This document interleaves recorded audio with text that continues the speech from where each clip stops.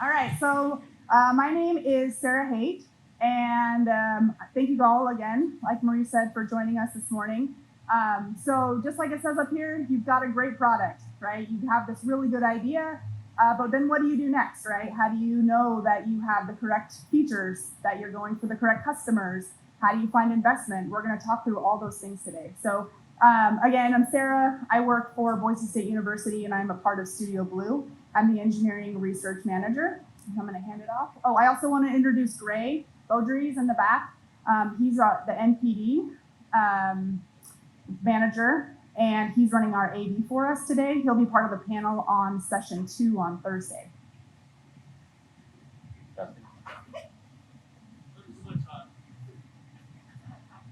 There we go. Perfect. Thank you for being here. I'm Derik Ellis. I'm the CEO and co-founder of a company named Vessel.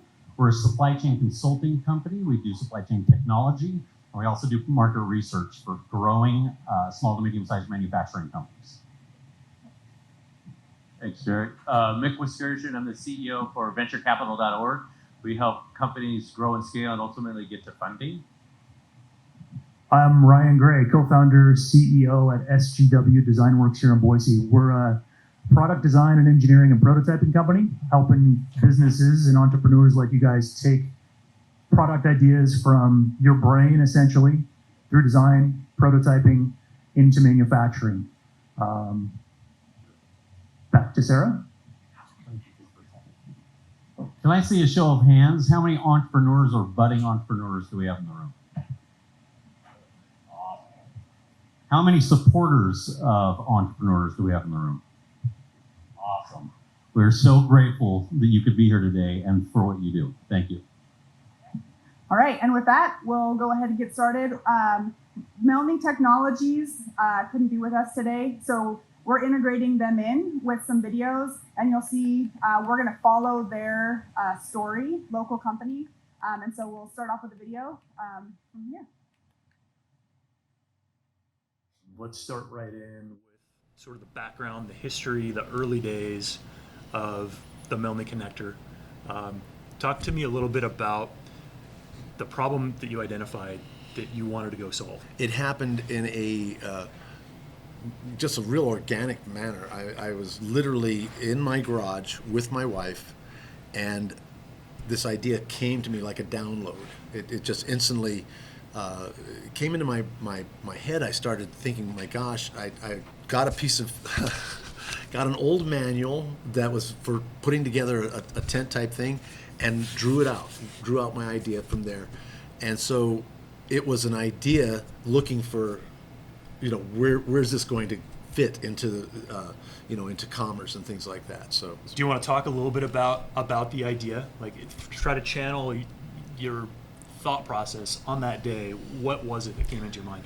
The first thing that I saw is I was standing up and I looked over and I saw a Garner Bender package, the GB, and it would have little connectors in it, little eye connectors, butt splices, and things like that, and they were all these crappy crimp connectors that cheap crimp on plastic box stuff. And we've been using them for 50, 60 years, and I thought to myself, there has to be something better than that. And then right after that thought, I was flooded with this dual helix spiral, and it was just the way I envisioned it at that moment was like a Chinese finger trap. And I thought in electrical, how that has to be a tremendous attribute, for a connector that would, when it was pulled on, when it was aggravated, that it would get tighter. In about a week, 3 days to a week, I went from idea, okay, to a tremendous confidence in the invention that it was good. And that confidence was, and we'll talk about this later, I'm sure, but that kind of went against me, during this process. But the confidence in my invention was about 3 days to a week after that. I had full confidence that a dual helix spiral was the correct thing for electrical industry. I think you really have to put priority to how unique your invention is. how it's going to affect, commerce and things like that. And then when you challenge yourself, is it unique? And you challenge and challenge and challenge, and you keep coming out that you're ahead, then it's okay to follow your dream. And that's what happened with this, is that I put it through all my thoughts. I talked to electricians, and I got that overwhelming feeling that this is the next step. So Just affirmation after affirmation. Affirmation after affirmation. That's really interesting. So before you even built the prototype, you went to the Small Business Development Council, and you basically started doing what sounds to me like market research. So going from your SBDC and market research to getting into your first physical prototypes. What happened is that the SBDC had recommended that I contact Steve.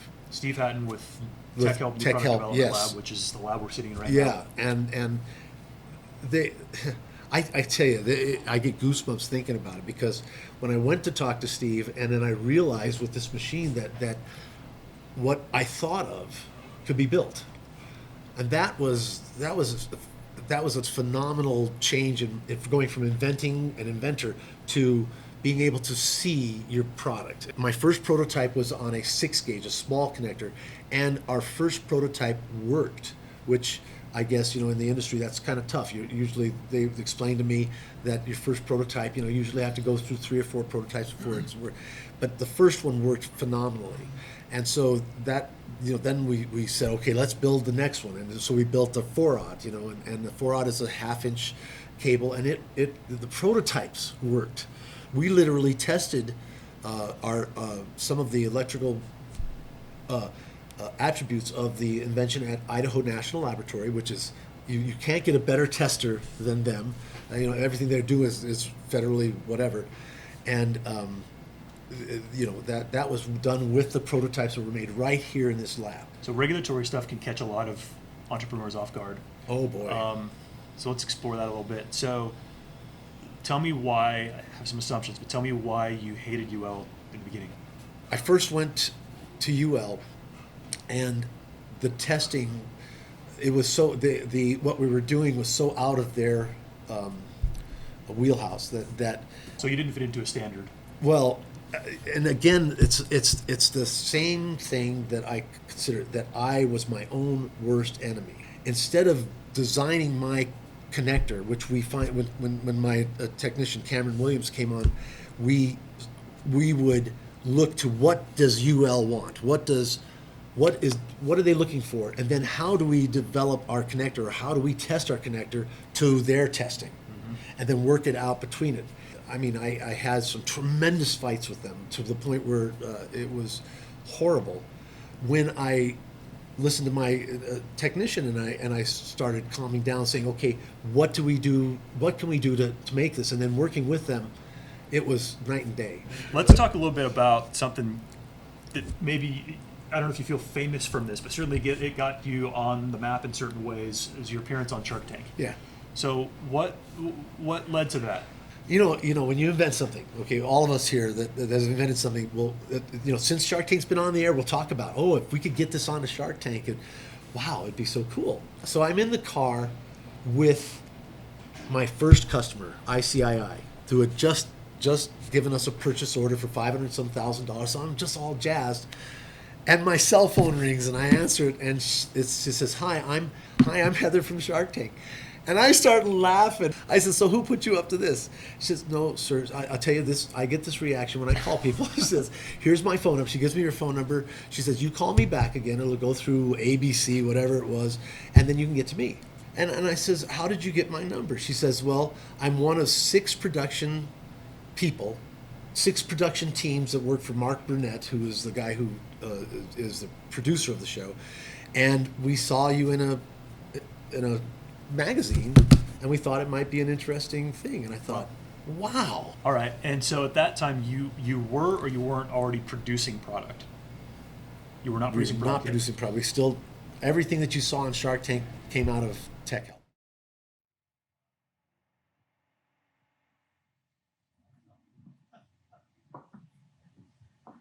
All right, so a lot has happened in Mark's journey.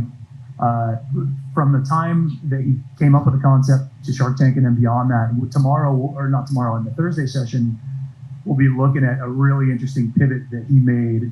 That is kind of surprising, but there's a lot to talk about, a lot to learn when it comes to what makes a manufactured product company successful, and specifically around developing a new product. Some of the things that Mark learned might apply to you guys, some might not. So in the years that I've been doing product development, it's been about 20 years, I've been involved in over 300 product development projects, gotten to see lots of interesting stuff, lots of failures, lots of successes, worked with small companies here in Boise, high potential startups like Blackbox VR, established local companies like Cradlepoint and nationals like Medtronic, Berkshire Hathaway companies. And we've gotten to sort of experience with them what does and doesn't work. But real quick, show of hands, I know Derik asked how many of you guys are entrepreneurs, but I'm curious how many of you guys right now are either thinking about or are about to try to launch a product-centric business or develop a product of your own. So many, maybe a subset of the prior group. And I'm curious, what do you think your odds of succeeding in your first product are? You first. Yep. 30%. Who else raised their hand? How about you? I'll go 65. 65. Second, I know. Okay. 65%. He's got some application knowledge. 70%. 70%. Okay. Sky's the limit. Sky's the limit. 100%. There we go. Okay. That's great. I think product 100%. Catching it in the market. 5 to 10%. Okay. That starts to get into some of the stuff we want to talk about. So, depending on your data source and who you believe and what you read, the success rate for, or I should say the failure rate for product development efforts is 70 to 90%. And those numbers, if you kind of dig deeper, what they're saying is that 70 to 90% of product development efforts fail to provide a return on investment to whoever made the investment. And if you look at what drives that, this is according to HBR and other similar sources, there are multiple sort of data points and reports, but they all seem to have similar themes, 3 common threads that lead to that high failure rate. So one of them is time to market. What might drive slow time to market as you're trying to develop and launch your product? Regulatory, yeah. Getting a product from like proof of concept to actual manufacturing phase. Okay, I would call that development. Yep, so the development process takes longer than anticipated. Pandemic, unexpected things coming from that. Supply chain, all those are true. Let's step through these 3 topic areas and then come back and talk about ways to mitigate these problems. So the second, I guess, common area of failure is that the market doesn't care about the product you launch. So what does that look like? If you launch a product, the market doesn't care about it, what happens? Low volume, right? You don't achieve sales, you don't achieve volume, and that leads to all kinds of other problems. Or maybe you identified the wrong problem to solve in the first place. Or maybe you identified the wrong customer segment. Third kind of bucket that drives these failures is that the product fails to deliver on the promise. In other words, you found a problem the market cares about, but the product doesn't deliver. Similar set of outcomes. You might have some sales, but sales fail to kind of ramp up because the product is generally reviewed poorly, not received well, etc. But now let's think about ways you might address those problems, ways that you might minimize the risk in those areas. So getting back up to the first one, time to market. As a startup, how can you reduce your time to market on your product you're working on? Hire experts. Hire experts, good idea. Another driver of slow time to market is manufacturing lead time. A lot of the first-time entrepreneurs we work with that actually, even if they're experienced entrepreneurs doing their first manufactured product, get caught off guard by how long it can take to get from the time your design is done to the time you have, a shipping container full, ready to put on store shelves. In the best of times, that was maybe 3 to 6 months. Today, we're seeing more like 9 to 18 months. And that sometimes that's a killer, right? Can you do that faster than your competitors? Can you do that faster than the big guy that you're trying to undercut? Maybe, maybe not. Let's talk about the second topic area and talk about possible solutions to having the market not care about your product. So how could you head that off at the pass? How could you prevent that from happening? Prior customer acquisition. Expand on that. So like you could offer a product that kind of is in the same wheelhouse as your product, but maybe isn't the exact same thing. And acquire customers so that when you launch your product, you can have that product on the market and already have the customer base. Good idea. So maybe you're looking for customers that are already educated on what your product might do, as opposed to finding a new customer base that you've got to educate from scratch on the application. Yeah, like for example, I'm Solar and Green Energy Solutions. That's my company, is Solar and Green Energy Solutions. So like selling a product that's less expensive, like a solar battery bank, and getting that customer acquisition and the email addresses of those customers and getting a base of customers before I launch the bigger product. She might want to work for your company. Yeah, good idea. On the third topic area was the product doesn't deliver on the promise. So picture this as when you receive the product, assuming it's going to do something and it doesn't do it. When you're in development, what are some ways you can avoid that? Keep that from happening. User testing. Short runs of each of your manufacturing iterations. Short runs of iterations, lots of iterations. It's easier to apologize to 100 people. Yep, smart. Any other ideas on that? That's where my head is on this one as well. There are probably many different ways to do it, but I think about frequent iteration during development, testing lots of feature sets with actual users, not with your buddy down the street or with your mom in the kitchen, in sample sizes that matter, greater than just 1 or 2 units here or there. What's the common thread with all of these things we just talked about? If you're a startup, you're a 1, 2, maybe 3-person startup. All of these things we just talked about are great and look good on paper, but what does it take to do those? Money. Runway, right? Maybe an overused term, but a relevant one. Time and money. For Mark Melni, he built part of his runway, I guess the first part of his runway, with his Shark Tank experience. Let's look at what happened next with that. You're out of your mind.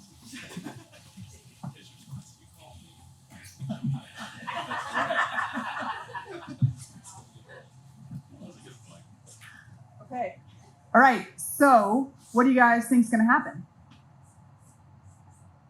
They're gonna invest, but they're gonna make him give them more equity. Okay. Any other guesses? We kind of already told you that he's gonna, they're gonna take him. Okay, you guys want to see what happens? All right.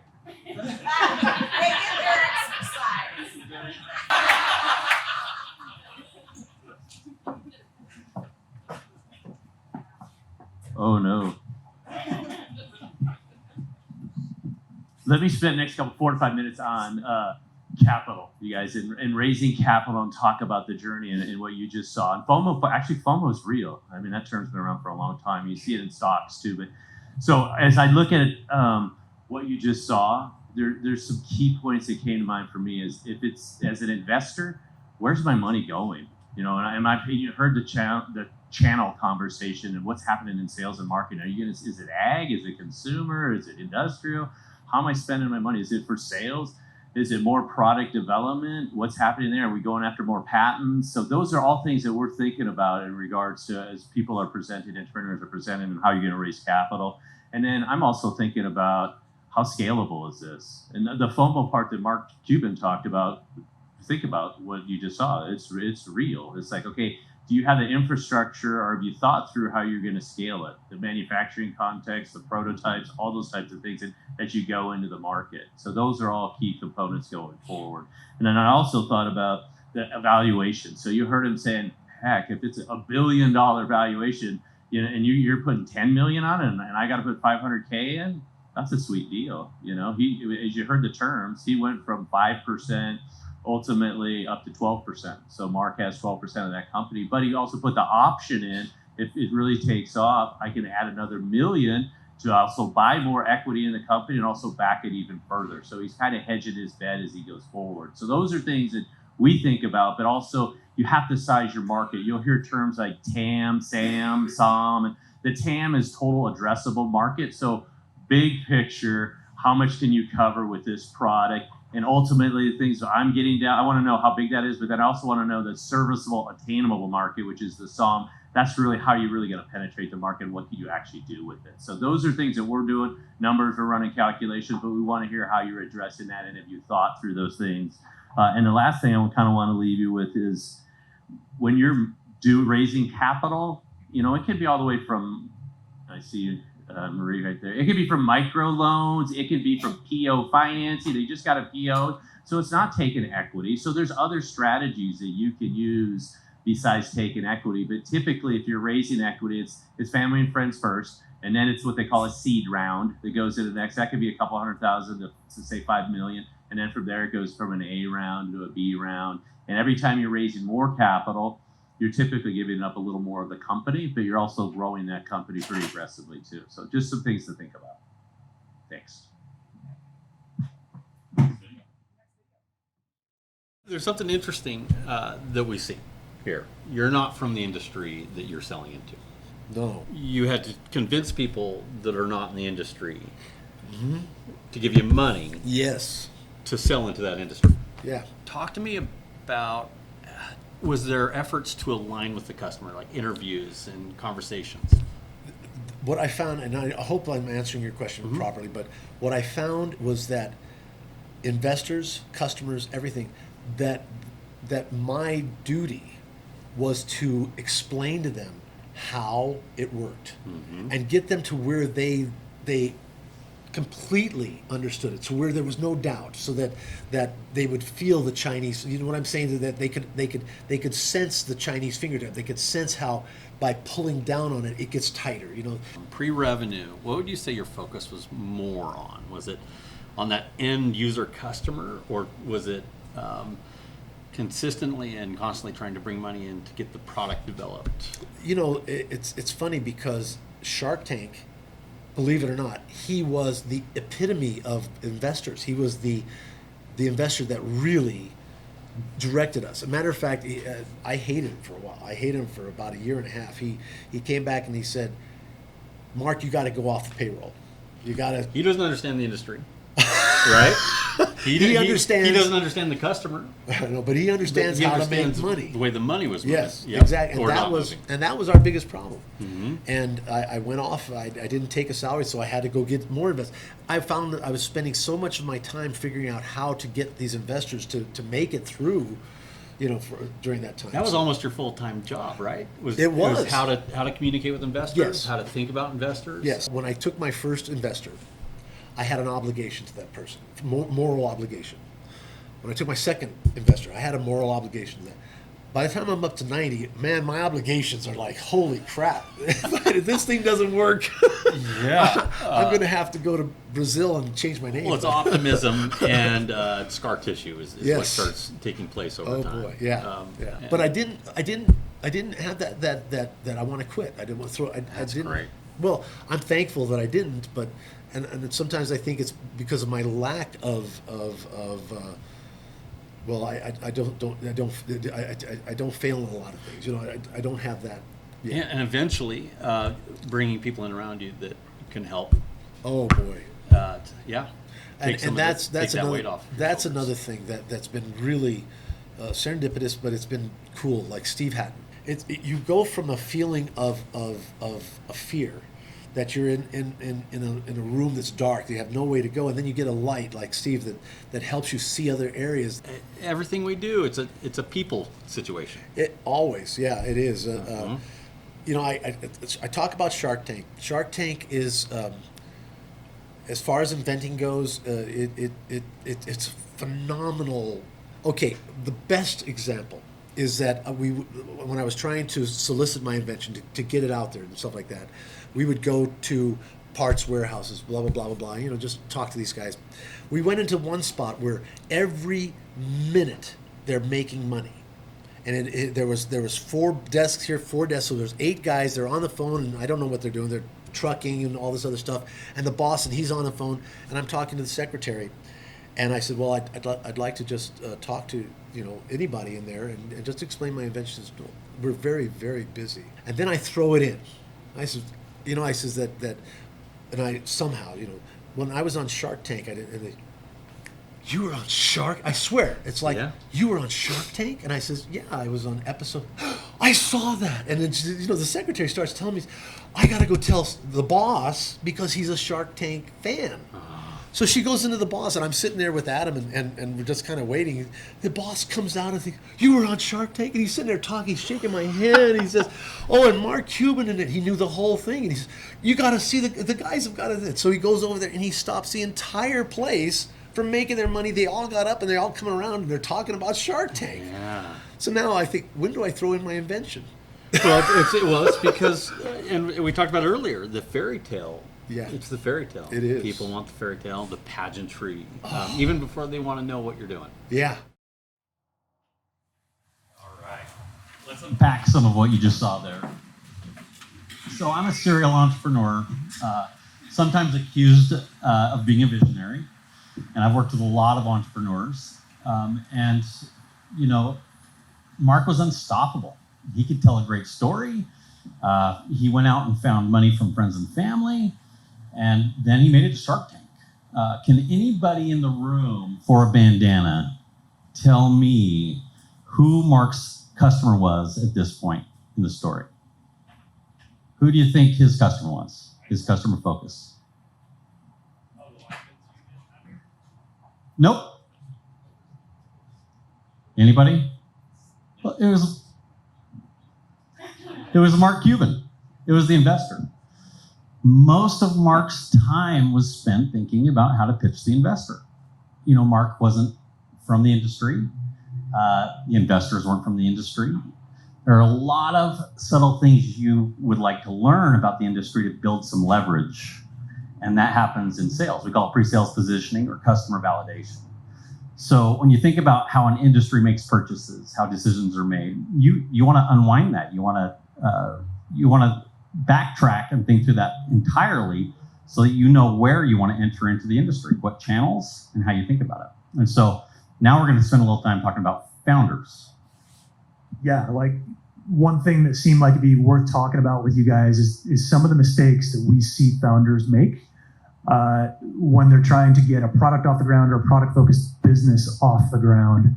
And we've all up here worked with many, many, many different entrepreneurs, seen a lot of successes and seen some, frankly, crash and burn. And so I think we've got some examples and things to talk through that'll be meaningful to you guys. I've got a number of mine, but where would you guys start? Let's start with advisors. Yeah, I think advisors is a good one, you guys, because that's something that it was mentioned earlier about somebody, a subject matter expert is somebody that's been there, done that, that's seen a lot of things that can advise you on the gotchas or the pitfalls that you don't even know is coming. So I know I'm an advisor in probably half a dozen plus companies, and it's you see these things and they're those they scratch their head like, oh God, I never thought of that. Well, that's why we're here to help you think of those things. So that's one idea. And advisors really want to help. You think about your advisor, you want to be specific. You're going to ask help of somebody, and people are nice. So they're going to offer you their help. But the key is to make sure that someone has the specificity you need to solve your problem. So that's important. Mark, it was outside of the interview, but talked about he didn't have, wasn't strong in finance, in economics, wasn't strong in industry expertise. And so it would have been really good for Mark to call in some folks that could have helped him there. Yeah, a good example of that, if I understand the chronology of Mark's story correctly, prior to Shark Tank, maybe it was just after Shark Tank, he didn't have really a background in manufacturing, yet he's trying to launch this manufactured product. I think one of his investors, maybe it was he himself, had a lot of pressure on the company to be made in the USA, to use, if possible, Idaho manufacturing, which is great. We all have a strong preference for that. But it brought him in at a cost that ended up being prohibitive for his market. And we started maybe getting into this topic a little bit earlier in the presentation here, but there's a chasm. There's a book about this called Crossing the Chasm, and it's real. when you're getting a product off the ground, your volumes almost every time are super low, right? How do you get your manufacturing costs in check when your volumes are low? The short answer, in my opinion, is you can't. People spend a lot of time and energy trying to figure out how to do this. I think there's a better way. There's a downside to it, but what I recommend to people, I've seen this with the big companies we work with and with the funded smaller companies we work with, accept the fact that there's going to be a period of time when you're going to be buying knowledge. You're going to be paying out of your company books per unit to buy knowledge. And that means you're going to sell the product maybe for less than you're making it for, but you're going to be buying market validation knowledge. You're going to be buying functional knowledge. You're going to be buying application knowledge. You're going to be essentially mining ideas for your version 2.0 product. The problem is you can't get the attention of a big manufacturer when your volumes are a couple thousand units a year. You need that big manufacturer to get your cost of goods sold down to the level that your pricing works. And it's just a conundrum. It's a problem that can't be solved. And there's one solution, and that is money. Money, capital. Well, and I'm a huge fan too. You guys continue to your point on the market research. You got to test, because you're going to learn a lot in that process. And that also can help you as you dial in if it's features, form, functionality in regards to what you're going to roll out. And sometimes I know, because heck, I'm an engineer, so I overthink things. But at the end of the day, the market will never lie to you. As you go out in that market, it's going to tell you reality, and it's also going to tell you who your competitors are there that you may not even know of. So those are key critical things you got to continue to work through and keep it simple. At the end of the day, you're trying to go into the market and make money to pay for everything else that's coming after that. So simple is good. A specific example of that scenario is we own another company called Portsmouth that makes a really niche product line of basically docking stations for barcode scanners and things like Amazon warehouses. And there was a COVID specific opportunity to fill a niche in the market very quickly. The volume of the product was really uncertain. The tooling investment was significant to get it off the ground, but we knew we had to get to market fast to secure our position in the market with that product. So we decided, okay, we're going to produce, I think it was, I'm looking at Derik because we actually ended up doing some of this with Derik. Was it 100 units or 500 units? I don't remember. It was 200. 200 units, using really expensive Boise made, or I guess US made sheet metal parts, HP MJF printed parts for some of the components, assembling them at our facility and shipping them out from there into distribution. And we ended up losing, I think, $20 per unit, or maybe it was $40 per unit on that product when we usually would have a 50% gross margin on it. But we did it successfully, and it got our foot in the market. We actually identified a couple of changes that had to be made to the product, and we were able to tool up then knowing that there's a market, people like the product with this change. And yeah, it was painful in the near term, but in the long term led to the successful product. It wouldn't have worked if we hadn't done that. I think just to add to that, you saw it in the video. I mean, they did not have their go-to-market strategy dialed at all. I mean, you saw there was big numbers being floated out there, and in industrial, ag, consumer. If they would have had a simple pie chart saying, here's what each component is, and oh, by the way, we're going down industrial, and here's why. And there's also opportunities that maybe we tweak our model in regards to just pure manufacturing. Maybe there's an opportunity we do design, and we're hyper-focused on design. That's our core competency. So there's different ways to play that, but you have to be thinking through that, because any savvy investor is going to, hate to say it, but they're going to drill you on that stuff. I do, and I just want to see how you're going to react if you thought through that. I helped a local entrepreneur here that is his fourth company, and I helped him get $10 million, and they raised that, and we pitched to 15 to 20 VCs. I learned a ton through that process too, but I always ask the VC too, what else do you see or what do you hear in the market? Help educate me part of this process. Now, the founder, he didn't like that question. He's like, don't screw this up. I need this money. But I'm pretty good at it. So it was one of those, I also wanted to learn. And if they saw something, I'll pick on like Madrona out of Seattle. They have 75 companies under their umbrella, 33 are SaaS companies. They're experts in SaaS. They see a ton of stuff. Why not ask them, here's how we're going to market. Do you have a better idea? Yeah, maybe you lose that deal, but you just learned something for the next investor that comes through, and you may be thinking, there may be a better opportunity on how I tweak our model going forward. So you think through those things. I'm going to take a little bit of a shift on this. So typically, I've been an entrepreneur that has approached bootstrapped, as you'd say, or self-funded. at least up to the point where you have the leverage to move forward the right way. And you heard Mark, and I think he said 90 investors before he made it to Shark Tank. Mark's unstoppable, for one, and we're not all like Mark. We're not built like Mark. He wasn't going to take no for an answer, and he kept driving it forward. But it's kind of, as the entrepreneur, from the entrepreneur's perspective, it's up to us to build leverage, build our case. And that can be done through customers. Over and over again, you start building a customer base and you're building your leverage. I think one other thing too is that if you're, especially with the manufacturing or any type of product, as you're working through your channels sales strategy, I'm going to ask you what's your cost of sales or what's your projections there. But you look at a lot of these distributors, more and more distributors have what they call venture arms, because they see a lot of products and a lot of ideas. So now they have this little bank on the side that they can actually put capital to work. So don't be afraid to go look and also see who has those. And as you're taking on capital, you're getting married. So make sure there's a good strategic fit there also. And it's not just about somebody's going to give me a check. What else are they giving you besides that? Are there introductions and everything? Are they a distributor? Can they get my product in the market at a lower cost point? There's a lot of things you should be. Can they help me with talent? What can they give besides writing you a check? Do they know this industry up and down and have those relationships? Those are all really good questions to be thinking about. I want to hear more about distributors that have that kind of bucket you mentioned. Well, How do you find them? with venture arms? First, figure out whatever market you're going into, go deep on that and be thinking about your channel sales strategy as you go forward. There's no simple way of doing that. The best way is to go look at who's doing what in the market and go on and start doing your research and your homework on those, and ask a lot of questions and they'll come to you. You can look at tools like Crunchbase, things like that, PitchBook. A lot of times they'll show up in that too because they have that venture arm and they have to report how much capital they put to work. And focus is necessary at that stage. We see something we call market roulette, where you're the entrepreneur that can serve 10 different markets, and you get lost in that. And if you have a team, your team becomes fatigued. Your funds become fatigued. It shortens your runway faster than you'll ever expect. So focus is everything.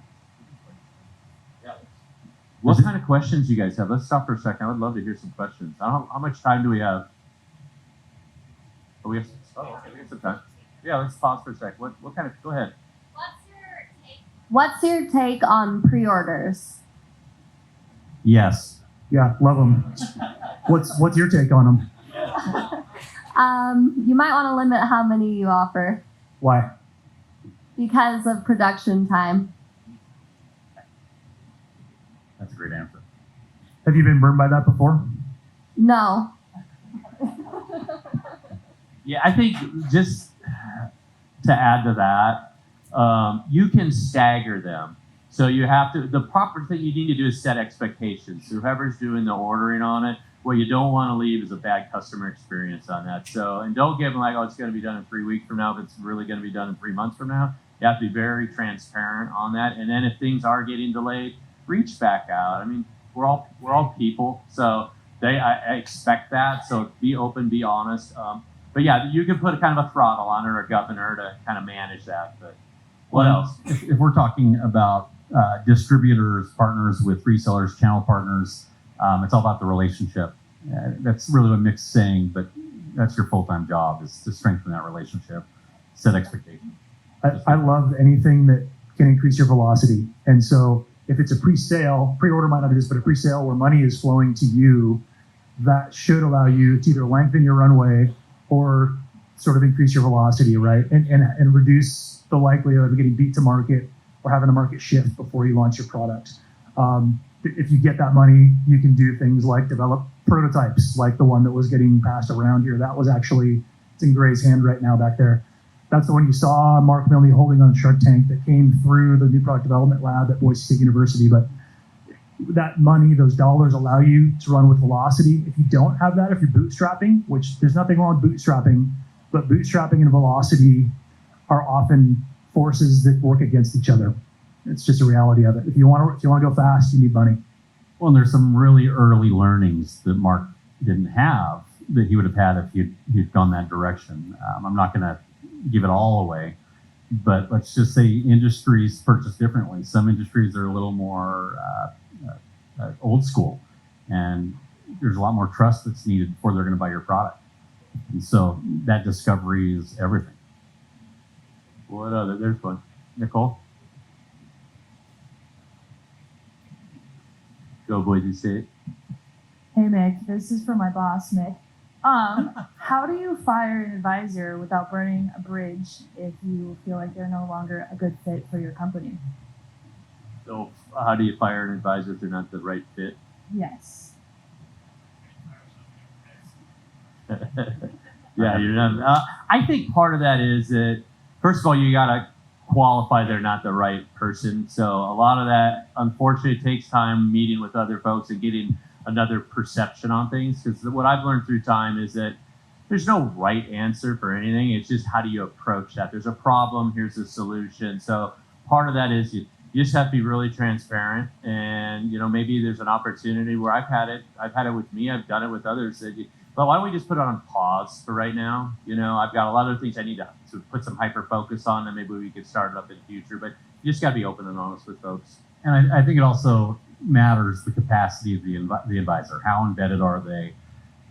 We've had a myriad of different advisors over the years, and sometimes, or most of the time, they're called in based on a specific need, and not called in unless we have that need. And so, we see that a lot with venturecapital.org, Nicole, because we help folks get on stage to ultimately pitch events where you can present in front of investors. You have 10 minutes, so it's basically Shark Tank that we do here.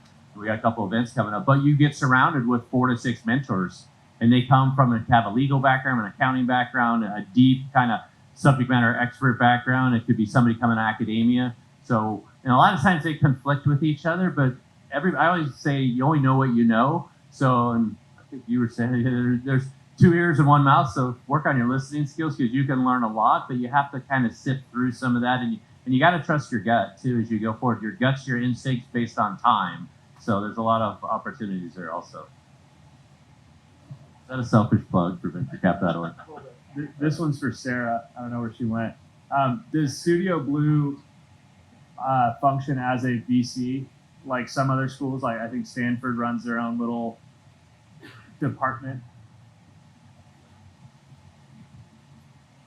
So we have industry sponsors that we work with.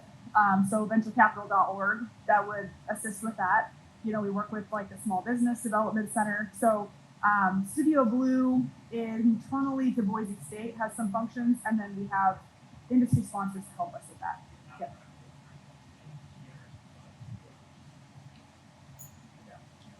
I don't think so. Is that true? Hold on, I'm going to give the mic to Steve. No, the only funding sources that are available that is a new partnership is with venturecapital.org and the mentoring and the opportunity to get external funding. So nothing at Boise State. What other questions, guys? Who has a manufacturing question?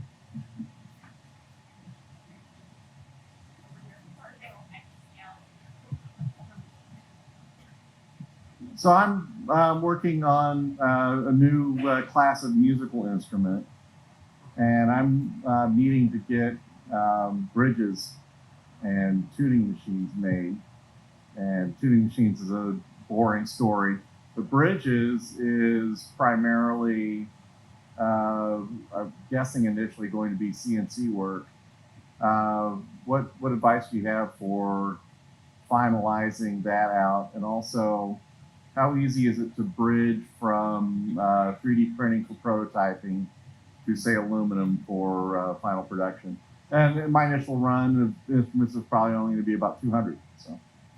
Yeah, so small volumes, well suited to CNC machining, well suited to 3D printing.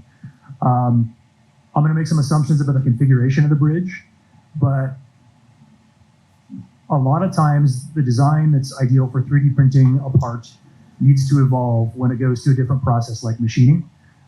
It's going to likely be a different material between printing and machining. So, the geometry may need to change to accommodate the loads when you go from printing to machining. So I'd have that in mind. Have you got a way to do that kind of design iteration yourself? Yeah. So that's good. I would just plan on having that, know there's going to be a design change there probably. And, 200 unit kind of runs, you should be able to find that locally without a problem. What's your take on that from Vessel's point of view?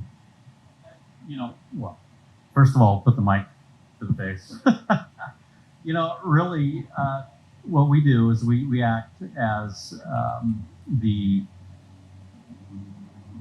connector of the dots in cases like this. So we bring in the expertise, and we'd have to go through a deep intake to understand exactly what you were trying to achieve. And then we bring the partners in. So I guess my answer would be very non-technical in that I need to know more, and we look at it very custom.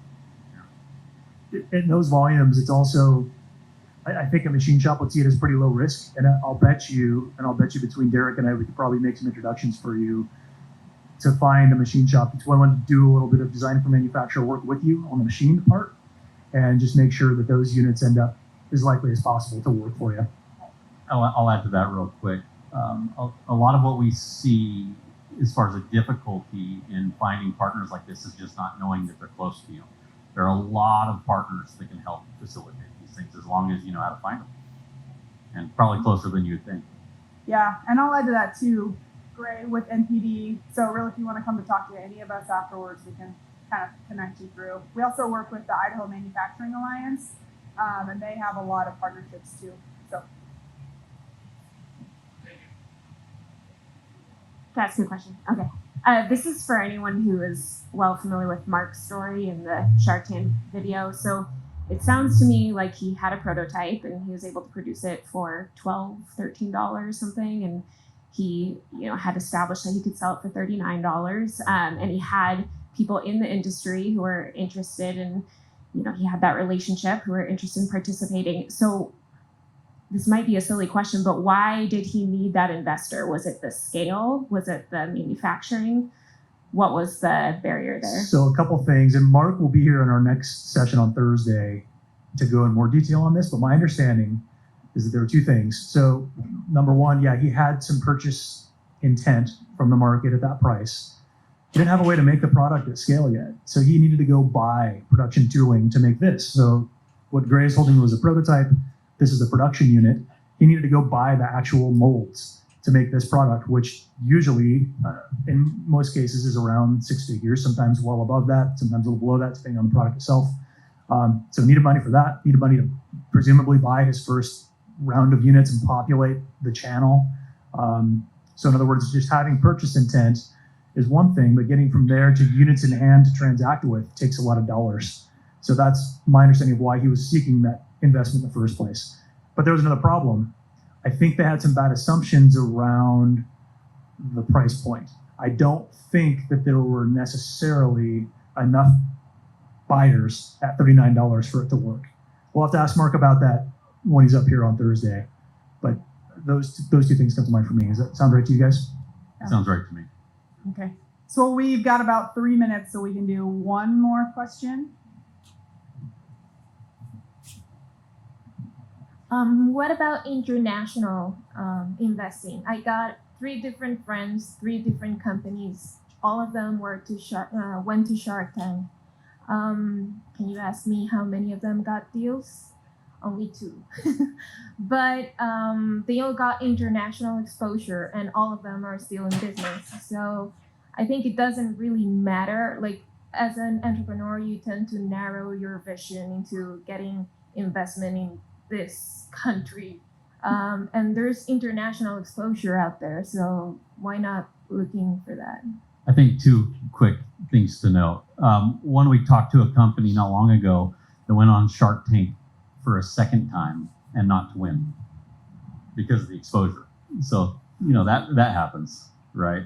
Yeah, I think like over in Ketchum, Scotty's Vest, they went on there and he didn't get funding out of it. He's doing pretty good. So it's like a lot of it is an exposure thing. So it's brand awareness and opportunity to market yourself too. So you need to take advantage, but you can't look, I hate to say this word, but look dumb up there either. You better have your stuff together or you get kind of ripped on with things. And you should be asking, once again, back to advisors, they should be advising you and coaching you what questions and So there's a lot of prep work, and that's all comes with business planning too. So it's not throwaway work. It's really important in how you're going into the market. But international, that's fine too. It's all money. So once again, it's what's the relationship you're getting out of it going forward. And I think as well, Mark is a success story on Shark Tank, but the reality is we'll hear more about, it took him 10 years to get profitable. And I think a lot of people see Shark Tank and the companies that go on there and that are successful and think, oh my gosh, that's the way to success. It's not. So for some people, they do that and it works fine. Most people don't go on Shark Tank. Most people don't get a chance to, and oftentimes if they do, they're not successful on there. I would not create a business with Shark Tank being the cornerstone of your strategy. Maybe it works out that way, maybe it doesn't, but don't plan on that. There are lots of other ways. You'll also hear a little bit about their communications after he was on Shark Tank, which you'll die. You have to listen to that in the next session. So next session for us will be the same panel, plus Mark and Cameron to talk through things. So we'll get into the next section of his story. So we'd love to have you there for that. Okay, I want to thank you all for being here, and let's give them a huge round of applause.